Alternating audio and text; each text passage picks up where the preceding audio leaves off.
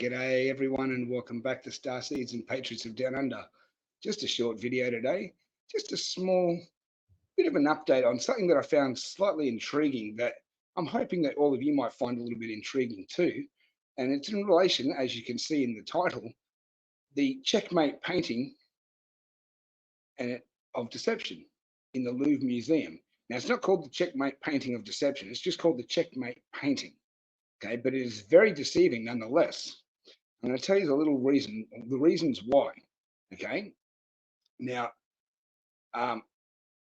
this particular painting has been in the Louvre for quite a while, and it wasn't until an Olympic team come through the Louvre Museum in France, and the world champion chess player happened to notice this painting.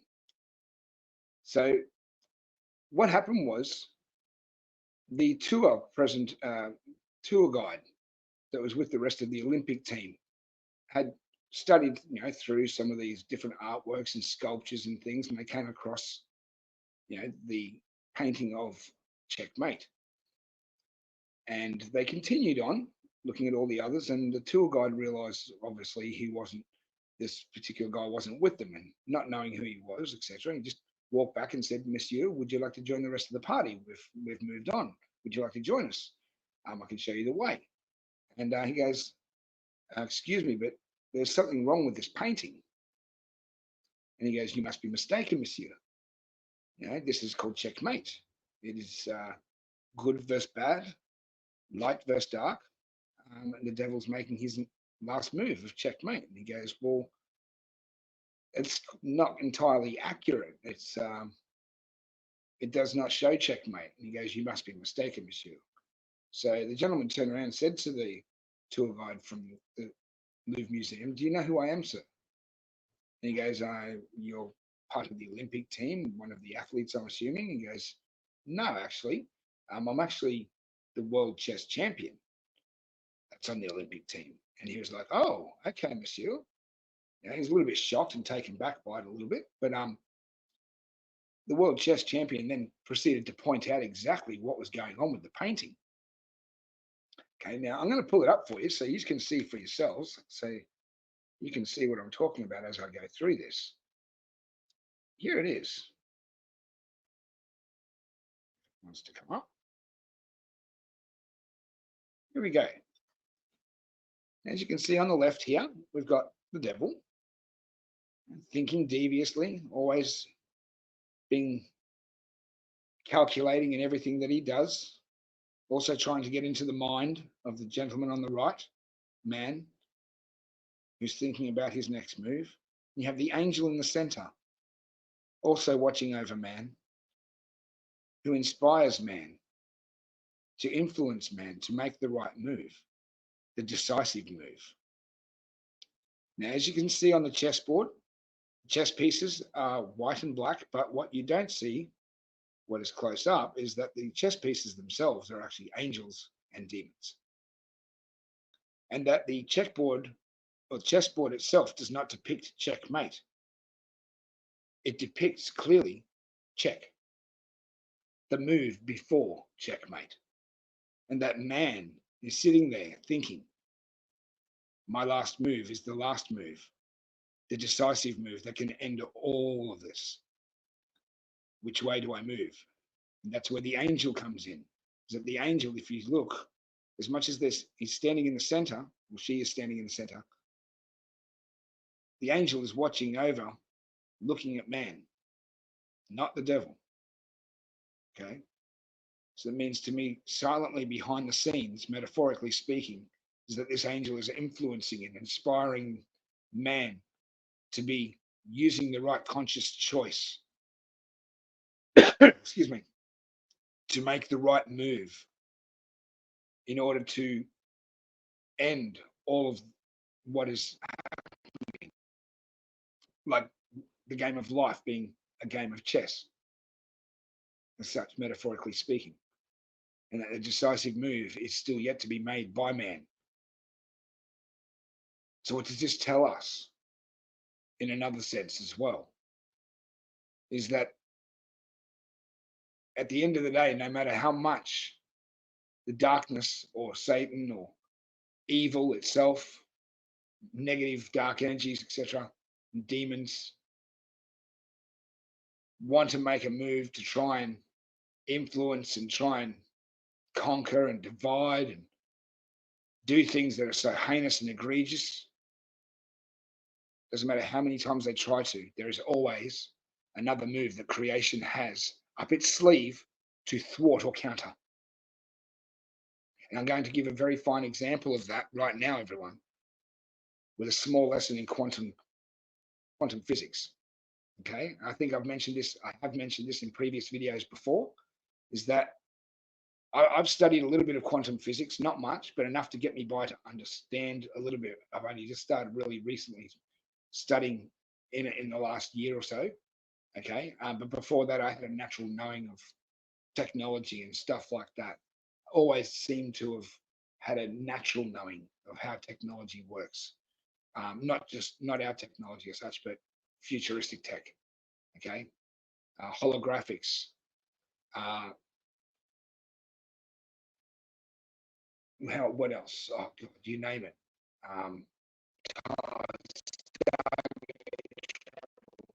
Organic tech or man-made tech, for interspace travel, wormhole travel. I've understood everything for quite a long time, a natural knowing. Okay, but when it came to quantum physics, I had no knowledge of it whatsoever. But I studied a little bit of Nassim Haramein in my early bits of my awakening and got a little bit here and there, but not much. But only just recently have taken it back up in the last year. So what I've learned is that at the point of creation, at the very point of when everything burst forth into reality, into what we call 3D physicality, the reality of this universe, this dimensional space that we live in, is that at the moment of bursting forth into creation, into that primordial, hot, gaseous soup that was moving forth with all the protons, electrons, photons, moving faster than subatomic particles, expanding. For every 2 particles of photonic light that was born at that point of creation, there is only 1 point of dark matter, or 1 particle of dark matter born at that point. So for every 4 particles of photonic light, there is 2 particles of dark matter. For every 6 particles of photonic light, there are 3 particles of dark matter. So see how into the very fabric of the universe itself, okay, that light shall always win over darkness. Okay, that is the balance. Okay, there does not have to be, according to according to normal scientists and theoretical, scientists, etc. They like to think that everything has an equal number. Well, it doesn't in that sense. Is that light in that sense has to be written into the fabric of the universe in order to make balance over the dark, so that light always wins. Good always wins over evil. Light always wins over darkness. Okay, it's written into the very fabric of the universe. 2 photonic particles of light for every 1 particle of dark matter. It's written there, right into the very fabric of the universe, and quantum physics explains it perfectly. Nassim Haramein is the man. But just having a quick look at this picture again before we go, okay, looking at that, is that there's nothing that the devil can do, nothing that darkness can do.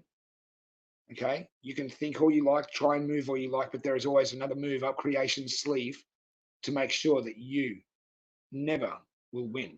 And it is written into the very fabric of the universe that you shall not, and that we are on the very cusp of coming to that end now. Okay, so take solace in that, everyone.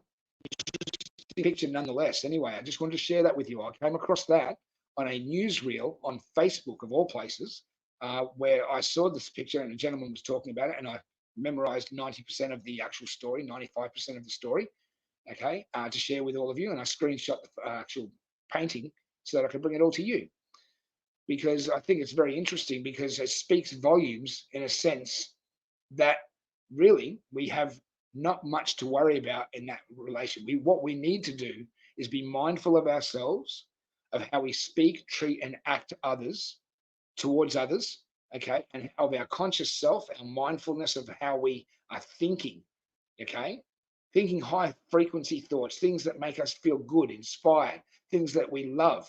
Okay. As they say in an old Chinese proverb, that man that works from passion never worked for a day in his life. Man who worked from passion never works a day in his life. And that is true. Absolutely true. Because there's no money in the world that can replace what you do from loving what you do. If you do it from love and you have passion for it, then no amount of money will ever make a difference because you do it because you love it. Okay. Be mindful of ourselves.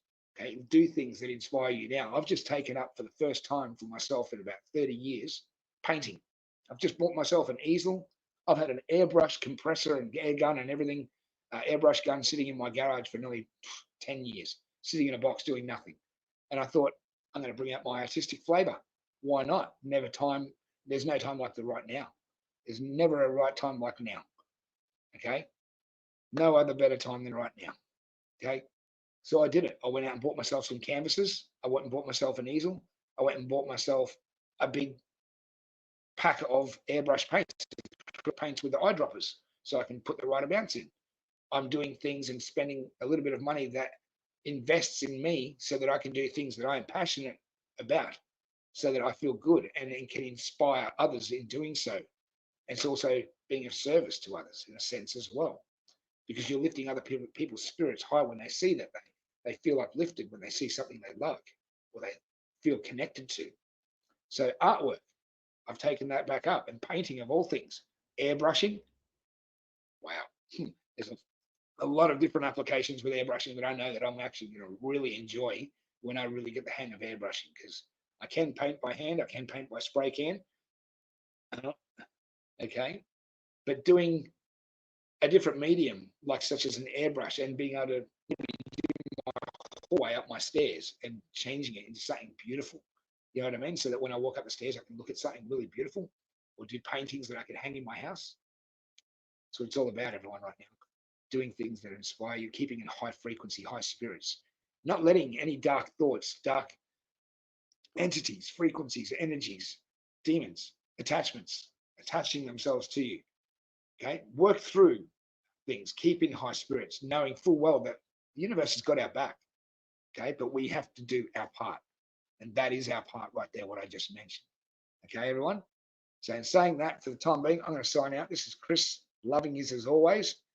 Just remember, if you can, hit that subscription button because YouTube is relentlessly calculating with their algorithms and always on the go with their shadow banning. So please help us get out to a wider audience just by sharing this video and giving us a like. And if you want, hit that subscription button and the notification bell too. But until next time, everyone, this is Chris signing out and saying I love you and thank you for joining me again at Starseeds and Patrons of Down Under. See you next time.